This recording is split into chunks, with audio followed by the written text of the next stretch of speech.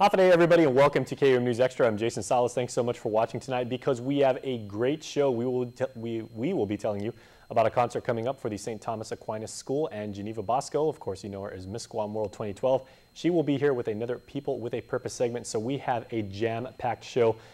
But first, unfortunately, something that Guam does not have right now is a dedicated set of bike lanes, and there's a lot of people, just because the weather's so perfect out here and the environment's so conducive to do it and everybody gets along, a lot of people want to go biking. So that is where my friend Tom Renfro comes in right now. He is with the iBike committee. Tom, great things you guys are doing right now. Before we get into the mechanics of a ride you guys have coming up, tell me about exactly what Project iBike is. Okay, well, I came to the island in 1993, and there was two things I noticed right away that were missing from Guam. One was public radio, and one was there was no bike paths and bike lanes. And public radio came within 1 month of my arrival, and I volunteered and helped the KPRG get going. But we still don't have bike paths, bike lanes, or any dedicated biking areas on Guam, and that's from '93. And so after 20 years, I wrote lots of letters to the editor, and finally we decided, okay, this isn't working. We need to get going on some type of an activist program going to get biking going on Guam. And so we started iBike, and with Guam Cycling Federation and the president, Mr. Ben Ferguson, we were able to form a committee under Guam Cycling Federation called iBike. And our main purpose, our only purpose, is to make biking safe on Guam. This is not a racing group. This is just a bunch of citizens who want to make biking a way of life on Guam. And there's many reasons why. There's 5 very, very good reasons why. Now, what would those be? Recreational, obviously, being the main one. Okay, well, probably the one that a lot of people don't even think about is the tourist aspect. Tourism is becoming more individual and less group-oriented. So people want to go out on their own and explore places on their own.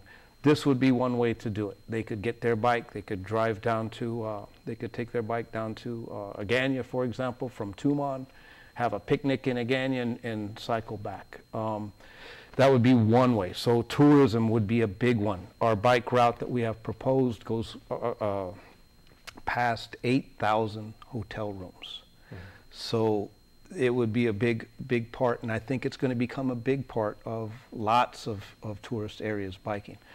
The second big one is health. As you know, this island could use a lot more healthy people. As much as we can. As much as we can. And diabetes, obesity, all of those things. If you look at everybody who owns a membership to a health club, and if they do cycling at the health club, you could kill 2 birds with 1 stone. You could buy a bike, ride to work, and you wouldn't have to pay for your health club membership. That would be another one. Health would be another big one. Another huge one is the environment. The seas are rising. Guam could be a leader in making biking a more green place. And there's going to be a big report coming out. It's going to be the Guam Petroleum Reduction Plan. And our bike route is part of that report. That should be coming out within a month. I met the person who authored this report, and he sent me the draft. And there is so many ways. He has about 20 different ways that Guam can reduce their petroleum usage and their carbon imprint. So biking is one of them. Of course, public transportation would be one. Pedestrian ways would be another one. But simple things like just a website to carpool, that would be just brilliant to reduce the number of cars. So we're trying to reduce the number of cars, of course, reduce the carbon footprint.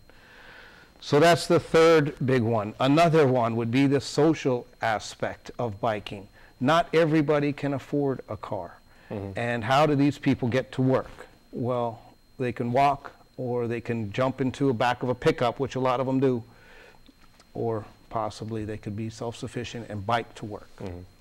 So there's a social aspect, and I could go on. There's more parts to this, but it's a really many-faceted program that I think will benefit. Well, we got about a minute left, but I want to hit on the ride you have coming up on Martin Luther King Day and everything. So real quick, tell me about that. Okay, on January 21st, Martin Luther King Day on Monday, we have our 12th bike ride. This will be our, hopefully, another 50 or 60 people will be there.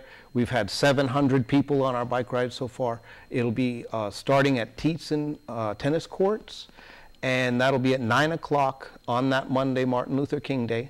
It'll be a ride designed for small children or young riders, about a 3-mile ride inside of Tietzen, so it'll be very safe, and a longer ride for more experienced riders that'll basically go on the outside of Tietzen.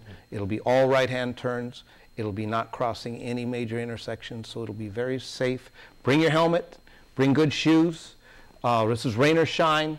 We should have refreshments there, hopefully T-shirts, and maybe even some food at the end. All right, outstanding. I think some of our production guys are going to join that right now. I can hear them saying, let's go do that. Well, I hope so. You know, the more people we get biking, the more safe it'll be. Okay, Tom, well, thank you so much for your time. Thank you so much. All right, and stay tuned because we will be back. More show after these messages.